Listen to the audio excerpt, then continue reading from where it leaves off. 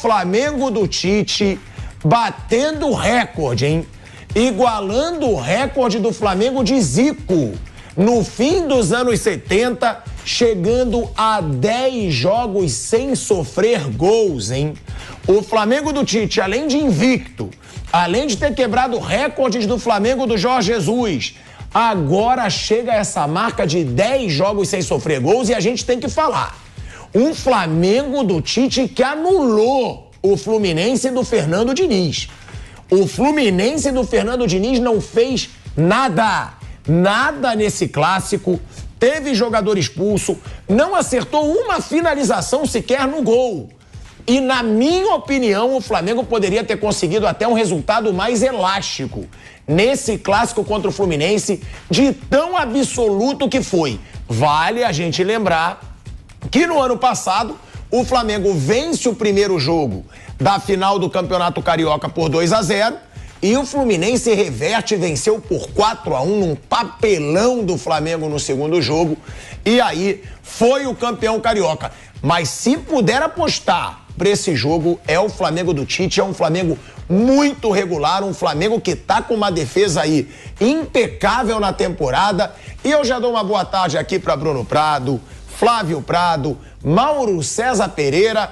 Maurão, já vou começar jogando para você, porque foi um baita clássico do Flamengo contra o Fluminense.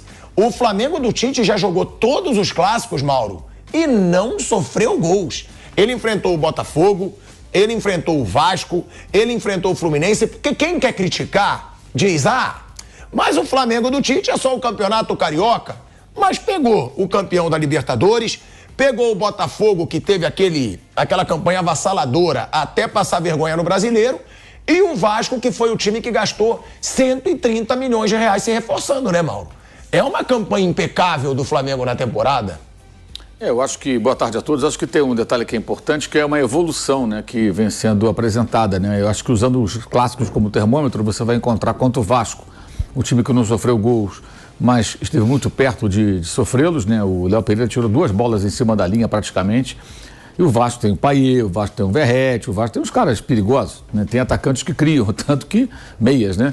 Também, tanto que criou situações de perigo contra o Flamengo e por muito pouco o Flamengo não foi vazado. Aí contra o Botafogo teve chance o Tiquinho, teve chance o Júnior Santos. Já contra o Fluminense, no outro clássico que o Flamengo venceu, ainda na Taça Guanabara, também 2-0, o Fluminense não teve chance. Teve 2 chutes a gol, um do Arias, uma falta de longe. O Rossi defendeu, um chute do Alexander ali para o lado esquerdo, que o Rossi também defendeu, não teve tanta dificuldade. Foram situações de extremo perigo. Ontem o Fluminense não chutou nenhuma bola no gol. Foi o segundo Fla-Flu seguido que o Germancano não finalizou na direção do gol. Ele deu um chute lá do meio do campo, lá que o Renato Augusto até olhou para esse amigo, o que está fazendo? Um chute totalmente despretensioso, não dá nem para chamar aquilo de finalização. Então, um grande artilheiro do Fluminense não conseguiu. Por quê? Porque o Flamengo ele dificulta os adversários quando esses tentam criar situações de perigo contra ele. Foi uma atuação muito convincente. O time está evoluindo muito, mas tem um grave defeito ainda, né? O Tite fala muito no equilíbrio. O que seria o equilíbrio dessa equipe, a grosso modo? Um time que não toma gol ou que toma poucos gols. Claro que ele vai sofrê-los, mas se continuar assim ao longo da temporada, deve ser um time que sofra poucos gols, né? Não vai ficar tomando de 4-0 do Bragantino, 3-0 do Cuiabá, 4-1 do Fluminense, tomar 2 gols do Maringá, tomar 3 gol do Grêmio, do jeito que foi. 3 do Grêmio em 10 minutos, tomar gol do Nublense, né? E por aí vai. Foram vários vexames. Santos, a virada do Santos que virou também, essa coisa toda. Então, e foi assim com o Tite, com o Sampaoli, com o Vitor Pereira, com o Mário Jô, com todo mundo. Não era culpa de um técnico especificamente. Ele mesmo sofreu com isso. Mas agora não, um trabalho mais autoral. Ele pegou do começo do ano, já conhecendo os jogadores. Veja como foi importante ele assumir no ano passado. E aí, ponto para a diretoria, que conseguiu convencer o Tite a começar. Isso foi um acerto, né? Porque ele não queria começar em 2023. E aí o que argumentaram? Tite, você começa agora, já conhece o elenco, nos ajuda a classificar para a Libertadores, e aí a gente, no ano que vem, começa de outra forma. Até aí está dando certo. Poderia ter sido melhor, não fosse a pasmaceira do modo banana, que entrou em ação em algumas partidas, que o Flamengo poderia ainda assim ter sido campeão brasileiro. Perdeu o título por conta de atuações ridículas, tomando 3 gols do Atlético, 2 do Santos, que foi rebaixado, e 3 do Grêmio. Com o Tite. Foram derrotas vergonhosas que eu ponho na conta do Tite só do Atlético. Ele escalou muito mal. Mateuzinho, o Wesley fazendo lambança, escalou mal o time, não foi bem Nos outros jogos, acho que a responsabilidade maior foi dos jogadores, né? Mas, então, agora é um trabalho mais maduro. E o que é que falta para esse equilíbrio chegar? O time aproveitar as chances que cria. Perde muito gol. Perde gol demais, é impressionante. Perde gol demais. Ontem, inclusive, os jogadores do Fluminense pareciam meio atônitos, né? Porque o Renato Augusto sai no intervalo, aí ele fala, não, porque temos que aproveitar as chances.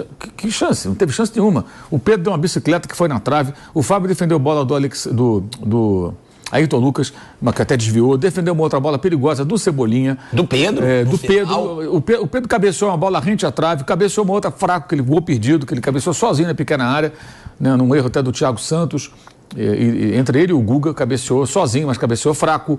Foram várias chances claras que o Flamengo teve no primeiro tempo. E o Fluminense, durante os 15 minutos iniciais, o Rossi não apareceu na transmissão do jogo. Quem estava olhando para a telinha, televisão, computador, celular, o que for, não via o Rossi. Qual a cor do uniforme do Rossi? Ninguém sabia. Então o Flamengo teve realmente amplo domínio. Aí houve um momento do segundo tempo, o Fluminense voltou mais agressivo. E aí acho que tem um ponto que é importante, que o pessoal do Fluminense está dizendo, não, o Fluminense estava dominando quando o Thiago Santos foi expulso. Gente, mas aquilo está no roteiro do jogo. O Flamengo recua, traz o Fluminense, eles vão vir com tudo, vem pra cá, vem. E prepara o contra-ataque. E mete bola. Aí o Thiago Santos vai sai jogando errado. Ele não tem a qualidade do André, que faz esse papel de zagueiro para saída de bola quando o time está perdendo. Não, o André estava suspenso. E aí ele erra um passo, o Flamengo recupera a bola no Everton Cebolinha. E aí ele faz uma falta duríssima e o árbitro não expulsou teve medo de expulsar direto, porque era óbvio o cartão vermelho. Precisou o VAR chamar, quando chamou ele acabou dando cartão para o jogador do Fluminense. E aí o jogo evidentemente muda completamente, o Flamengo fica com total controle da partida, com um homem a mais, e o 1-0 no final, depois que acabou sendo 2-0, ainda assim foi muito barato. O Flamengo teve a chance até de golear ontem, a disparidade entre os times ontem ficou muito evidente. Eu acho que o Fernando Diniz foi muito mal no jogo e muito mal em momentos da entrevista, com uma dificuldade muito grande de reconhecer algumas escolhas que comprovadamente não deram certo. Esse é um caminho bem perigoso e o Fluminense vai precisar, acho que, a se confirmar a eliminação, o que é muito provável que aconteça, né? Acho que ele vai precisar fazer uma reflexão sobre o trabalho. Eu tenho falado sempre que o Fluminense não está jogando bem esse ano, ganhou a Recopa, mas não tem jogado boas partidas, não fez nenhum jogo realmente bom, nenhum. E mesmo na Recopa, correu muito mais riscos lá no Equador do que a LDU correu risco no Rio de Janeiro. O time equatoriano criou muito mais chances de gol do que o Fluminense criou. E lá escapou demais, perdeu só de 1-0.